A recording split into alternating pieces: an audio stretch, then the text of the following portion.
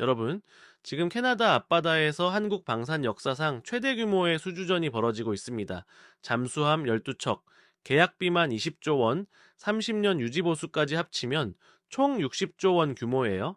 한국으로선 단일 방산 수출건으로는 역대 최대 금액입니다.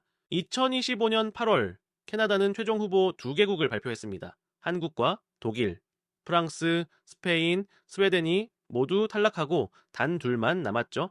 입찰 마감은 2026년 3월 초, 최종 선정 발표는 5월입니다. 이제 2달도 차에 남지 않았어요. 그런데 문제가 있습니다. 판세가 독일 쪽으로 기울고 있다는 겁니다. 기술력만으론 이길 수 없는 싸움. 캐나다가 원하는 건 단순한 무기 구매가 아니었으니까요. 왜 캐나다는 이렇게 거액을 들여 잠수함을 사려는 걸까요? 현재 캐나다가 운용 중인 빅토리아급 잠수함은 1990년대 영국에서 중고로 들여온 노후 장비입니다. 고장도 잦고 성능도 떨어지고 유지보수 비용만 천문학적으로 들어가죠. 게다가 북극해 영유권 분쟁이 심각해지고 있습니다. 러시아, 미국, 중국이 모두 북극 항로와 자원을 노리고 있어요. 캐나다로선 자국 해역을 지킬 수 있는 최신의 잠수함이 절실한 상황입니다. 그래서 캐나다 정부는 CPSP, 즉 캐네디언 페트롤 선머린 프로젝트를 시작했습니다. 차세대 잠수함 12척을 도입해서 향후 30년간 해양 방위 능력을 확보하겠다는 계획이죠. 한국 정부는 왜 위기감을 느꼈을까요? 그리고 이 수주전에 현대차와 대한항공이 왜 등장하는 걸까요? 위기를 감지한 한국 정부가 총력전에 돌입합니다. 2026년 1월 26일 강훈식 특사단이 캐나다로 날아갔습니다. 대통령실, 산업부, 해군 인사들로 구성된 방산 특사단이었죠. 그런데 여기에 뜻밖의 인물이 합류합니다. 정의선 현대차그룹 회장입니다. 자동차 회사 회장이 왜 잠수함 수주전에 참여하는 걸까요? 사실 한화오션과 HD 현대중공업만으로는 부족했습니다. 캐나다가 요구한 건 잠수함만이 아니었거든요. 우리에게 잠수함을 팔고 싶으면 캐나다 경제에도 기여해라. 캐나다 정부는 G2G, 즉 정부 대 정부 거래 방식을 요구했습니다. 단순 무기 수출이 아니라 경제 투자 패키지를 원한 거죠. 이런 요구가 나온 배경에는 캐나다의 경제 전략이 있습니다. 캐나다 정부는 방산 구매를 단순한 국방 예산 집행이 아니라 산업 정책의 일환으로 보고 있어요. 자, 대규모 국방 예산을 쓰는 김에 캐나다 경제에도 도움이 되는 방향으로 쓰겠다는 겁니다. 실제로 캐나다는 과거에도 이런 방식을 선호했습니다. 전투기를 살 때도 군함을 살 때도 항상 그럼 우리 경제엔 뭐가 좋아지는데? 라고 물어봤죠. 일자리 창출, 기술 이전, 현지 생산 비율 같은 걸 평가 항목에 넣는 겁니다. 한국으로선 처음 겪는 상황은 아닙니다. 폴란드 K2 전차 수출 때도 비슷한 요구가 있었고 호주 K9 자주포 수출 때도 현지 생산을 약속했었죠. 하지만 60조 원 규모에서 요구되는 절충교역의 수준은 차원이 다릅니다. 그래서 한국 정부는 예상치 못한 지원군을 투입했습니다. 현대차와 대한항공, 이들이 어떻게 60조 수주전의 승패를 가를 수 있을까요? 먼저 대한항공 이야기부터 해보겠습니다. 항공사가 잠수함이랑 무슨 상관이야? 이렇게 생각하실 수 있는데요. 대한항공은 단순 항공사가 아닙니다. 항공우주 방산 사업을 함께하는 기업이거든요. 2025년 10월 한국공군 조기경보통제기 사업에서 중요한 결정이 있었습니다. L3 해리스와 대한항공이 공동으로 2조 5천억 원 규모의 계약을 따냈는데 여기서 사용된 기체가 바로 봄바르디어 글로벌 6500이었습니다. 봄바르디어 들어보셨나요? 캐나다의 대표적인 항공기 제조사입니다. 한국이 캐나다 기업의 비행기를 대량으로 구매한 거죠. 대한항공의 항공우주 사업부는 생각보다 규모가 큽니다. 전투기 정비, 위성 제작, 군용기 개조까지 다양한 분야를 다루고 있어요. KF-21 전투기 개발에도 참여했고 FA-50 경공격기 날개도 만들었습니다. 특히 봄바르디어와의 관계는 2011년부터 시작됐습니다. 대한항공이 봄바르디어 비즈니스 제트기를 도입하면서 인연을 맺었고 이후 정비와 개조 사업으로 관계가 깊어졌죠. 지금은 아시아 지역에서 봄바르디어 항공기의 주요 정비 거점 역할을 하고 있습니다. 그리고 2026년 1월 31일 한국 외교부 장관이 토론토에 있는 봄바르디어 공장을 공식 방문했습니다. 이건 단순 친선 방문이 아니에요.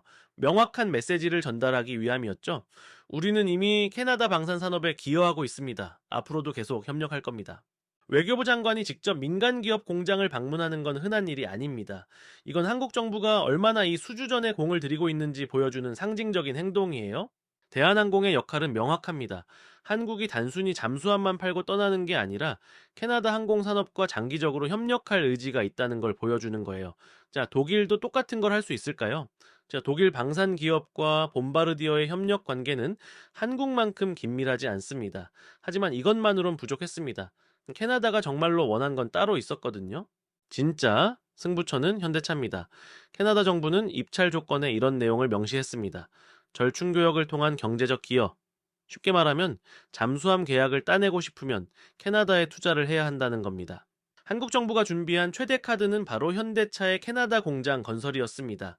현대차가 캐나다에 공장을 짓겠다. 이 약속만 있으면은 수주전은 유리하게 돌아갈 수 있어요. 일자리 창출, 기술 이전, 지역 경제 활성화. 캐나다 정부가 원하는 모든 게 여기에 있으니까요. 그런데 문제가 있습니다. 현대차 입장에선 부담스러운 제안이거든요. 현대차는 캐나다에서 사상 최대 판매 실적을 기록하고 있습니다. 시장이 작은 게 아니에요. 오히려 잘 나가고 있죠. 2025년 현대차의 캐나다 시장 점유율은 약 8%를 넘어섰습니다. 토요타, 혼다 다음으로 높은 수준이에요. 특히 전기차 부문에선 아이오닉 5와 아이오닉 6가 베스트셀러 반열에 올랐죠. 문제는 이미 북미에 대규모 투자를 진행 중이라는 겁니다. 미국 조지아주 전기차 공장, 배터리 공장, 수소 생산 시설까지 수십조 원이 투입되고 있어요. 2022년부터 현대차 그룹은 미국에만 약 18조 원을 투자하기로 약속했습니다. 조지아 전기차 공장에 7조 원, 배터리 공장에 6조 원, 수소 연료전지 공장에 추가 투자까지 아직 이 공장들도 다 완공되지 않았어요. 여기에 캐나다 공장까지 추가로 짓는다? 투자 부담이 상당합니다. 게다가 캐나다 시장은 미국의 10분의 1 수준이에요. 인구가 약 4천만 명으로 미국의 3억 3천만 명과 비교하면 훨씬 작죠. 게다가 과거 이력도 걸립니다. 현대차는 한때 캐나다에서 철수한 적이 있거든요. 다시 진출했다가 또 철수하면 어쩌나 하는 우려도 있는 거죠. 1990년대 후반, 현대차는 캐나다 퀘벡주에 공장 건설을 검토했다가 포기한 적이 있습니다. 당시엔 시장 규모와 투자 대비 수익성 문제로 결정을 번복했었죠. 이 기억이 아직도 남아 있어요. 그래서 한국 정부는 현대차 투자를 유도하기 위해 세제 혜택과 기부금 완화 등을 검토하고 있습니다. 현대차를 움직여야 60조 수주전을 이길 수 있으니까요. 하지만 독일은 어떨까요? 독일은 이미 게임을 다른 차원에서 진행하고 있었습니다. 독일의 전략은 한국보다 훨씬 앞서 있었습니다. 2023년 4월 폭스바겐이 캐나다 온타리오주에 배터리 공장 건설을 확정했습니다. 폭스바겐 자체 투자 70억 캐나다 달러, 우리 돈으로 약 7조 원. 여기에 캐나다 정부가 세액 공제로 130억 달러, 자본금 보조금으로 7억 달러를 지원했습니다. 전부 합치면 약 20조 원 규모의 투자 패키지예요. 한국이 지금 검토하고 있는 현대차 공장 건설보다 훨씬 큰 규모를 독일은 이미 3년 전에 확정한 겁니다. 이 공장이 얼마나 큰 규모인지 아시나요? 연간 배터리 생산 능력이 90기가와트십니다. 전기차 약 100만 대에 들어갈 배터리를 만들 수 있는 양이에요. 그리고 일자리는 약 3,000개가 직접 창출되고 간접 고용까지 합치면 10,000개가 넘습니다. 캐나다 정부가 왜 130억 달러나 지원했을까요? 이 공장 하나로 온타리오주가 북미 전기차 배터리 생산의 핵심 거점이 되기 때문입니다. 미국 자동차 회사들도 이 배터리를 쓸 수 있고 기술도 캐나다에 축적되죠. 그리고 독일은 여기서 멈추지 않았습니다. 봄바르디어 항공기 대량 구매 제한까지 테이블 위에 올렸어요. 한국이 대한항공으로 어필하는 그 카드를 독일도 똑같이 준비한 거죠. 독일 공군과 해군은 이미 봄바르디어와 협력 관계가 있습니다. 독일은 정찰기와 수송기에 봄바르디어 기체를 사용하고 있거든요. 여기에 추가로 대량 구매를 약속하면 캐나다 입장에선 매력적인 제안이 될 수밖에 없어요. 더 결정적인 건 외교 카드입니다. 캐나다는 최근 이후 방산 공동조달 체계에 참여하기로 결정했습니다. 유럽연합 국가들과 함께 무기를 개발하고 구매하는 시스템이죠. 독일은 EU의 핵심 국가입니다. 캐나다 입장에선 독일 잠수함을 선택하는 게 단순히 무기 하나를 사는 게 아니라 EU와의 장기적인 방산 협력 관계를 시작하는 의미가 있는 거예요. EU 방산 공동조달에 참여하면 뭐가 좋을까요? 무기 개발 비용을 분담할 수 있고 최신 기술에 접근할 수 있고 유럽 방산 시장에도 진출할 수 있습니다. 캐나다처럼 인구가 적은 나라로선 혼자 모든 무기를 개발할 수 없기 때문에 EU와 협력하는 게 전략적으로 유리한 거죠. 기술적으로는 한국이 우위에 있을 수 있지만 외교와 경제 패키지 측면에선 독일이 압도적으로 유리한 상황입니다. 그런데 정말 기술적으로는 한국이 앞설까요? 많은 분들이 이렇게 생각하십니다. 한국 잠수함은 원래 독일 기술 아니야? 반은 맞고 반은 틀렸습니다. 과거 한국의 장보고급 잠수함은 독일 타입 209 설계를 바탕으로 만들어졌습니다. 하지만 지금 캐나다에 제안하는 장보고 3배치2는 완전히 다릅니다. 한화오션이 독자 개발한 3,000톤급 잠수함이에요. 독일 타입 212CD와는 완전히 다른 설계입니다. 장보고 1급과 장보고 2급은 확실히 독일 기술을 기반으로 했습니다. 1990년대와 2000년대에 도입된 이 잠수함들은 독일 HDW사의 설계를 라이선스 생산한 거였죠. 하지만 한국은 여기서 멈추지 않았습니다. 장보고 3급부터는 한국이 독자 설계했어요. 2018년 첫 진수한 도산한창호함이 대표적이죠. 이 과정에서 한국은 30년간 축적한 잠수함 기술을 모두 쏟아부었습니다. 가장 큰 차이는 동력 시스템입니다. 독일 타입 212CD와 한국의 장보고 3배치2 둘 다 리튬이온 배터리를 사용합니다. 여기까진 같아요. 하지만 성능과 운용 방식에서 차이가 납니다. 독일 타입 212CD는 이전 모델인 타입 212A에서 업그레이드 됐습니다. 기존엔 납축 전지를 사용했지만 CD 버전으로 오면서 리튬이온 배터리를 도입했죠. 그리고 AIP, 즉 공기분료 추진 시스템을 결합했습니다. 한국의 장보고 3배치2도 마찬가지로 리튬이온 배터리와 AIP를 결합했습니다. 그럼 뭐가 다를까요? 배터리 성능입니다. 한국은 LG 에너지 솔루션, 삼성 SDI, SK온 같은 세계 최고 수준의 배터리 제조사들을 보유하고 있어요. 이 기업들이 만드는 배터리는 에너지 밀도가 높고 충전 속도가 빠르고 수명이 깁니다. 한국 잠수함에 들어가는 배터리는 실제 전투 환경에서 검증됐습니다. 한국 해군이 이미 사용하고 있고 성능이 입증된 거예요. 독일도 배터리 기술이 있지만 잠수함에 적용한 경험과 데이터는 한국이 더 많습니다. 그리고 운용 방식도 다릅니다. 한국 잠수함은 AIP로 장시간 잠항하다가 필요할 때 배터리로 전환해서 빠르게 이동할 수 있어요. 독일 잠수함보다 전술적 유연성이 높다는 뜻이죠. 구체적으로 비교해 볼까요? 독일 타입 212CD는 AIP로 약 2주 정도 잠항할 수 있습니다.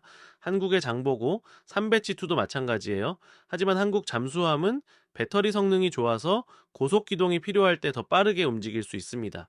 성능 경쟁에서는 한국이 우위입니다. 그런데 왜 판세가 독일 쪽으로 기울고 있을까요? 결국 이 수주전은 순수한 기술 경쟁이 아니기 때문입니다. 외교 관계, 경제 투자, 정치적 고려가 모두 섞인 국가 간 전략 게임이거든요. 그렇다면 한국에게 남은 승부처는 무엇일까요? 캐나다의 잠수함 입찰 평가 기준을 보면은 이렇습니다. 성능과 기술이 20%, 유지보수 능력이 50%, 재정 상태가 15%, 절충교역 즉 경제 기여가 15%입니다. 여러분, 보이시나요? 가장 중요한 건 성능이 아니라 유지보수 능력입니다. 무려 50%예요. 왜 캐나다는 유지보수에 이렇게 큰 비중을 뒀을까요? 캐나다의 악몽을 먼저 이해해야 합니다. 현재 운영 중인 빅토리아급 잠수함은 유지보수 지옥이었어요. 영국에서 중고로 사온 잠수함인데 고장이 너무 잦았습니다. 2004년에 도입한 빅토리아급 내척 중에서 제대로 작동하는 잠수함이 있는 날이 거의 없었어요. 항상 한 척에서 두 척은 정비소에 들어가 있었죠. 부품도 구하기 어렵고 수리 비용도 천문학적이었습니다. 캐나다는 이 경험에서 교훈을 얻었습니다. 아무리 성능이 좋아도 유지보수가 안 되면 소용없다. 자, 그래서 이번 입찰에서 유지보수 능력의 50%를 배정한 겁니다. 30년간 안정적으로 정비할 수 있는지, 부품 공급이 원활한지, 현지에서 수리가 가능한지, 이게 가장 중요한 평가 기준이에요. 한국은 여기서 강점이 있습니다. 첫째, 현지 MRO 센터 구축입니다. MRO는 메인터넌스 리페어, 오버홀의 약자예요. 유지보수, 수리, 정비를 의미하죠. 하나오션은 캐나다에 정비센터를 짓겠다고 약속했습니다. 잠수함이 고장나면 한국까지 보낼 필요 없이 캐나다 현지에서 바로 수리할 수 있게 하는 거예요. 2026년 1월 29일 하나오션은 캐나다 5개 기업과 협력 협약을 체결했습니다. 그래서 이 기업들과 함께 부품 생산, 정비 훈련, 기술 지원 체계를 구축하겠다는 거죠. 둘째, 시뮬레이터 제공입니다. 잠수함 승무원 훈련용 시뮬레이터를 캐나다에 제공하겠다는 약속이에요. 이 시뮬레이터가 왜 유지보수와 관련이 있을까요? 승무원들이 시뮬레이터로 충분히 훈련하면 실제 잠수함을 덜 혹사시킬 수 있습니다. 고장도 줄어들고 수명도 늘어나는 거죠. 한국의 시뮬레이터 기술은 이미 자체 잠수함 시뮬레이터를 보유하고 있습니다. 한화오션이 개발한 시뮬레이터는 실제 작전 환경을 거의 완벽하게 재현할 수 있어요. 캐나다에도 똑같은 시스템을 제공하겠다는 겁니다. 셋째, 50년 파트너십입니다. 한국은 단순히 잠수함을 팔고 끝이 아니라 앞으로 50년간 캐나다 해군과 함께 하겠다고 약속했어요.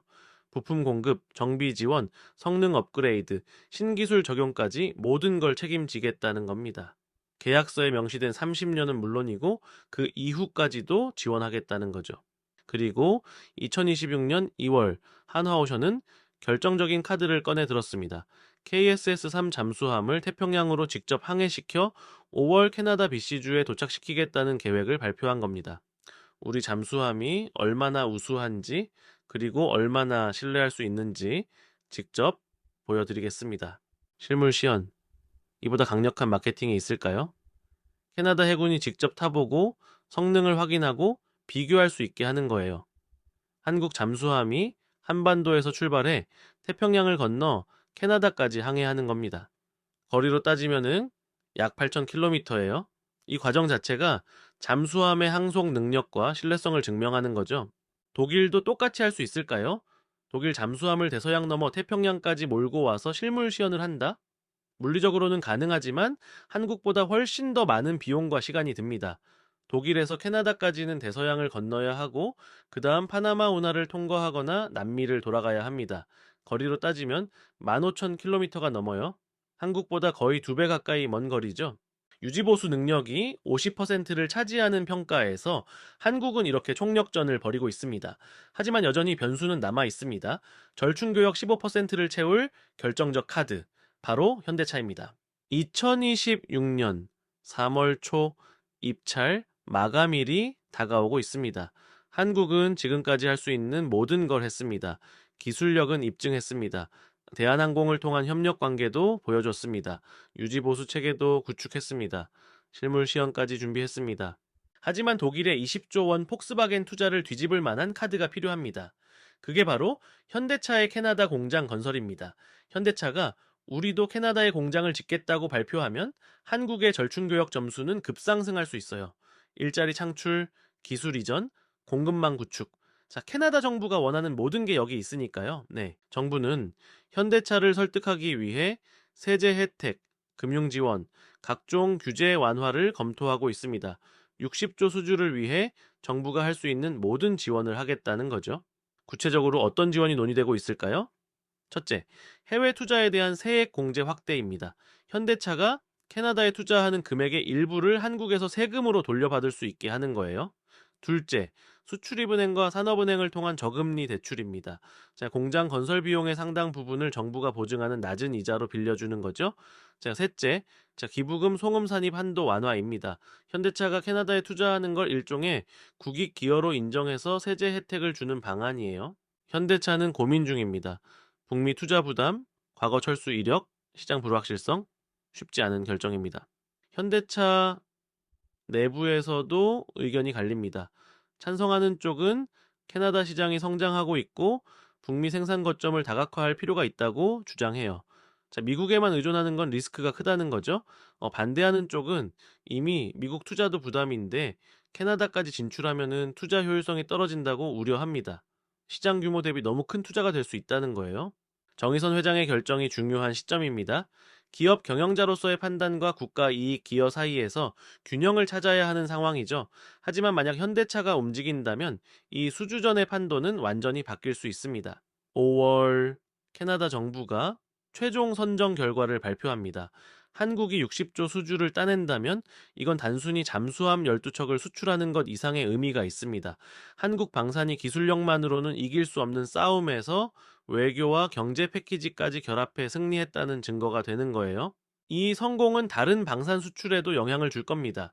호주 전차 사업, 사우디 방공 시스템, 폴란드 추가 무기 수출까지.